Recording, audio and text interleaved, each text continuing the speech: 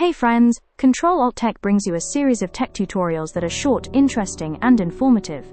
If you like the video, click the like button. Click the bell icon to subscribe for our videos. Today, we learn how to create a table in MS Word.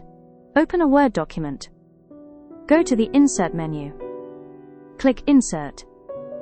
In the Table drop-down, you see a table grid. Move the cursor over the table grid, and highlight the number of columns and rows you want. To insert a larger table, or to customize a table, select Insert. From the Table drop-down, select Insert Table. We will see how to customize a table in another video.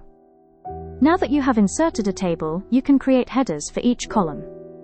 To create a column header, go to the first row of each column. Enter the text that you want as the header. Make the text bold. Now, your table has a header. We will learn more about tables and tasks related to tables in upcoming videos. Thank you for watching this video.